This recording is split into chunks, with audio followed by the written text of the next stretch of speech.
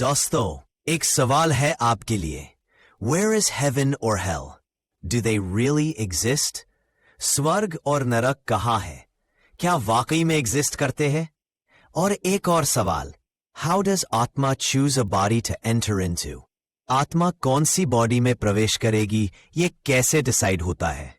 नमस्कार, मेरा नाम है अभय और आप देख रहे हैं मेरा YouTube channel Religion and Science। तो चलिए बिना देरी किए शुरू करते हैं और एक्सप्लोर करते हैं द साइंस बिहाइंड रिलीजन।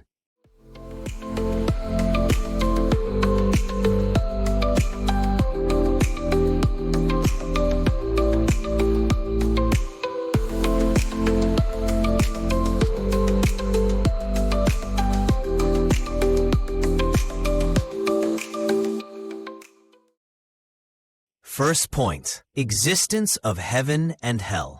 लोग कहते हैं कि हम मरने से पहले हेवन को देख ही नहीं सकते, और अगर मरने के बाद हम हेवन गए भी तो वापस आकर कंफर्म नहीं कर सकते कि हेवन वाकई में एग्जिस्ट करता है। ये बात लॉजिकल लगती है, लेकिन इसका मतलब ये नहीं कि हेवन और हेल सिर्फ इमेजिनेशन है। समझिए, heaven and hell are not necessarily physical places only. ये एक एनवायरनमेंट भी हो सकता है। कुछ लोग कहते हैं कि हेवन एक ऐसी जगह है जहां आपको हर तरह के प्लेजर्स मिलेंगे। एंजल्स होंगे, शराब होगी, महल होंगे और अनलिमिटेड सुख होगा। लेकिन ये सब बोगस है। ऐसी बातें करके वो लोग सिर्फ यूथ को ट्रैप करते हैं और उन्हें गलत एक्टिविटीज में उलझा देते हैं। असल सच ये है कि हेवन और हेल दोनों ही एक कॉम्बिनेशन है फिजिकल प्लेस और सराउंडिंग एनवायरनमेंट का। अगर आप हेवन में जन्म लेते हैं तो एनवायरनमेंट ऐसा होगा जो आपकी आत्मा की फ्रीक्वेंसी को और नीचे ले जाएगा और प्यूरिफिकेशन की तरफ ले जाएगा। और अगर आप हेल में जन्म लेते हैं तो एनवायरनमेंट ऐसा होगा जहां आपकी आत्मा को फ्रीक्वेंसी बढ़ाने का चांस बहुत कम मिलेगा। तो हेवन और हेल का असली मतलब यह है कि आपकी सोल किस प्रकार के एनवायरनमेंट में जन्म ले रही है। अब सवाल उठता है, क्या जगह स्पेसिफिक हेवन और हेल यूनिवर्स में एग्जिस्ट करते हैं? मेरा जवाब है हाँ, एग्जिस्ट करते हैं, लेकिन उन्हें वाइन और एंजल्स के साथ डिस्क्राइब करना बिल्कुल इलॉजिकल है।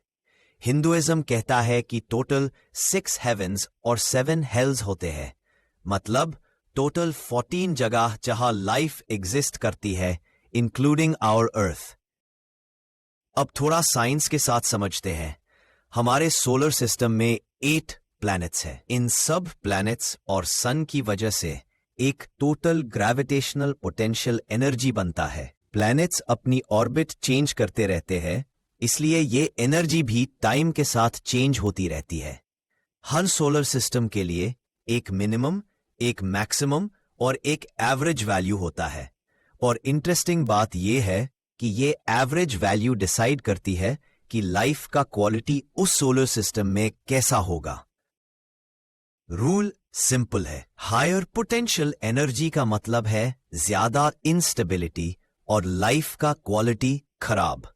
लोअर पोटेंशियल एनर्जी का मतलब है ज्यादा स्टेबिलिटी और लाइफ का क्वालिटी अच्छी। इसलिए अगर किसी सोलर सिस्टम की पोटेंशियल एनर्जी कम है तो वो हेवन या स्वर्ग होगा। अगर पोटेंशियल एनर्जी ज्यादा है तो वो हेल या नरक होगा। साइंस की लैंग्वेज में हेवन और हेल कुछ और नहीं, सिर्फ ग्रेविटेशनल पोटेंशियल एनर्जी का गेम है। दुख की बात है कि कुछ बबास और कुछ सो कॉल्ड गुरुज लोगों को गलत सिखाते हैं। वो कहते हैं कि हेल जमीन के नीचे है और हेवन जमीन के ऊपर। मतलब अगर आप अर्थ को डिग करेंगे तो नरक मिल जाएगा, और अगर रॉकेट से सीधे ऊपर जाएंगे तो स्वर्ग मिल जाएगा। ऐसा कहना बहुत फनी और इलॉजिकल है। Now let's see the importance of potential energy in our life. अब एक सिंपल एग्जाम्पल से समझिए। स्कूल में आपने पढ़ा होगा कि सब चीजें अपनी लोअर एनर्जी स्टेट में जाना चाहती है। ह्यूमन सोल भी वही करता है। लोअर पोटेंशियल एनर्जी स्टेट में सोल की फ्रीक्वेंसी कम होती है और कम फ्रीक्वेंसी देने वाली लाइफ होती है पीसफुल, काम और प्लेजेंट।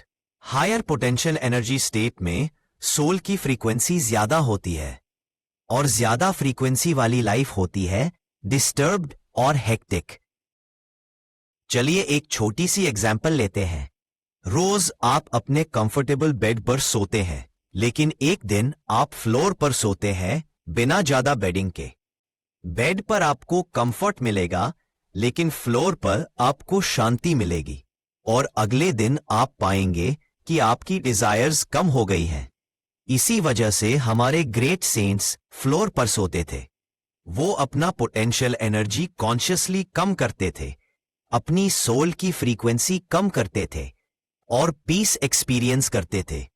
इसी तरह वो परमात्मा के और करीब हो जाते थे। Now let's understand the concepts of heaven and hell in Hinduism. Hinduism कहता है कि टोटल 14 लोका होते हैं। इनमें से 6 हेवेंस हैं, एक अर्थ है जो भूलोक कहलाती है और 7 हेल्स है। The 6 heavens are भुवार लोका, महार लोका, ज्ञाना लोका, तपा लोका, सत्या लोका और सबसे ऊपर ब्रह्मा लोका। The 7 hells are अतला, वीतला, सुतला, रसतला, तलातला, महातला और सबसे नीचे पताला लोका।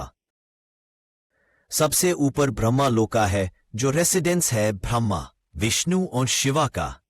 यहां सबसे कम पोटेंशियल एनर्जी होती है।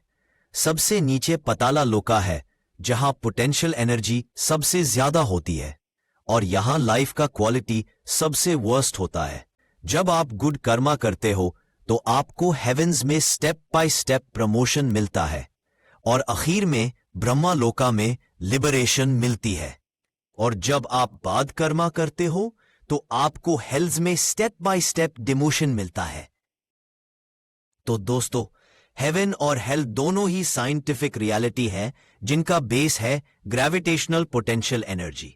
हिंदुइज्म कहता है कि यूनिवर्स में टोटल 14 सोलर सिस्टम्स हैं जहां लाइफ एग्जिस्ट करती है और हमारा सोलर सिस्टम उनमें से एक है। साइंस अभी तक इन सोलर सिस्टम्स को डिस्कवर नहीं कर पाया, लेकिन जब वो एलियंस की बात करता है तो इनडायरेक्टली वो वही एक्सेप्ट कर रहा है जो हमारे रिलीजियस टेक्स्ट्स में हजारों साल पहले लिखा गया था।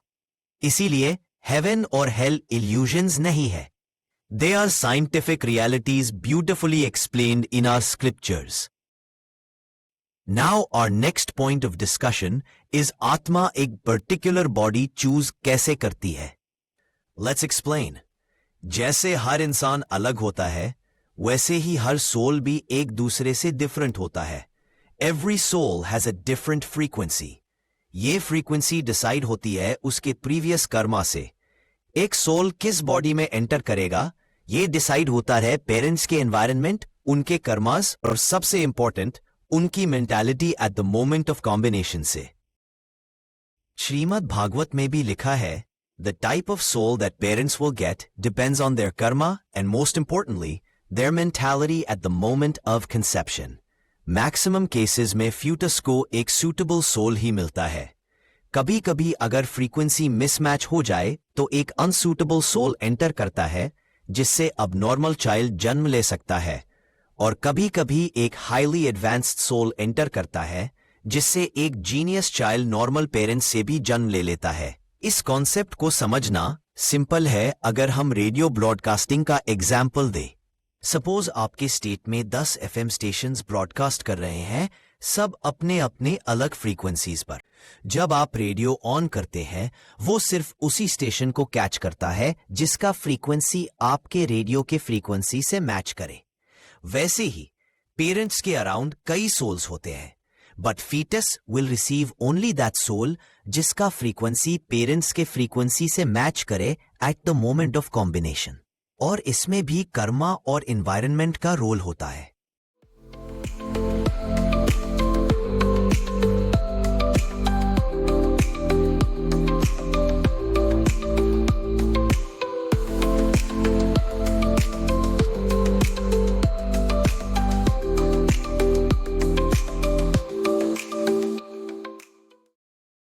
दोस्तों, अब तक हमने 4 वीडियोस में सोल के साइंटिफिक डिस्कशन किए।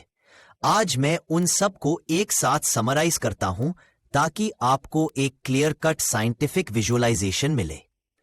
Point 1, soul is a non material energy, means आत्मा एक नॉन मैटर एनर्जी है और यूनिवर्स की एक मात्रा नॉन मैटर एनर्जी है। पॉइंट 2, इट्स सोर्स इज परम ब्रह्मा, मीन्स इसका सोर्स है परम ब्रह्मा या ईश्वर जो मटेरियल यूनिवर्स के बाहर स्थित है। Point 3, soul remains in wave form, means आत्मा वेव या वाइब्रेशन के फॉर्म में होती है, बहुत ही लो फ्रीक्वेंसी पर। Point 4, soul is immortal, means अपनी एक्सट्रीमली लो फ्रीक्वेंसी की वजह से आत्मा इमॉर्टल है। Point 5, properties of soul, means ये डिजायर और कॉन्शियसनेस जैसे प्रॉपर्टीज दिखाती है और कर्मा को इनिशिएट करती है। Point 6, soul can remain in living and non living, means आत्मा लिविंग बॉडी और नॉन लिविंग बॉडी दोनों में रह सकती है, लेकिन लिविंग बॉडी में वो कर्मा करती है और नॉन लिविंग में कर्मा नहीं करती। Point 7, soul is invisible, means ये एनर्जी है और एनर्जी को हम देख नहीं सकते, लेकिन इसके एक्शंस के जरिए उसकी प्रेजेंस को फील कर सकते हैं। Point 8, effect of Karma, means good Karma से सोल का फ्रीक्वेंसी डिक्रीज होती है और बाद कर्मा से सोल का फ्रीक्वेंसी इंक्रीज होती है। पॉइंट 9, नो पनिशमेंट, मीन्स आत्मा को कभी भी कर्मा के लिए पनिश नहीं किया जाता, सिर्फ रिफॉर्म होने का मौका दिया जाता है। बाबा लोग जो फ्राइंग इन हॉट ऑयल वाली बात करते हैं वो टोटली बोगस है। पॉइंट 10, कॉन्सेप्ट ऑफ प्रेतात्मा, मीन्स प्रेतात्मा सिर्फ एक ऐसी आत्मा होती है जिसका फिजिकल बॉडी नहीं होता और जो अपने अगले जन्म का वेट करती है, ये कोई घोष नहीं होती। पॉइंट 11, कॉन्सेप्ट ऑफ लिबरेशन और मोक्षा, मीन्स लिबरेशन मतलब प्यूरिफाइड सोल का परमात्मा के साथ मर्ज हो जाना। Point 12, heaven and hell, heaven और हेल कुछ और नहीं but the solar systems having low and high gravitational potential energy respectively. Point 13, energy levels of heaven and hell. Heaven main come gravitational potential energy होती है और hell main ज़्यादा। Point 14, how soul chooses a body for its rebirth. Parents के कर्मा और उनकी mentality at the moment of conception decide करती है कि किस टाइप का सोल उनके बच्चे में एंटर करेगा। सो डियर फ्रेंड्स, ये थे 4 वीडियोस में दिए गए साइंटिफिक डिस्कशंस ऑन सोल। मुझे पूरा विश्वास है कि आपने पहले कभी सोल के बारे में इतना साइंटिफिक और लॉजिकल पर्सपेक्टिव नहीं सुना होगा। अगर आप स्कूल साइंस को थोड़ा रिकॉल करेंगे तो ये कॉन्सेप्ट्स और भी इजीली समझ आएंगे। अगर आपने माइंड बना लिया कि soul is nothing but a low frequency energy, तो आपको अपने सारे अनआंसर्ड क्वेश्चंस के लॉजिकल जवाब मिल जाएंगे। लेकिन दुख की बात है कि हमारे स्पिरिचुअल गुरुज इस तरह नहीं समझते। वो बस फैक्ट्स इंपोज कर देते हैं बिना लॉजिक के और लोगों के बिलीफ का फायदा उठाते हैं।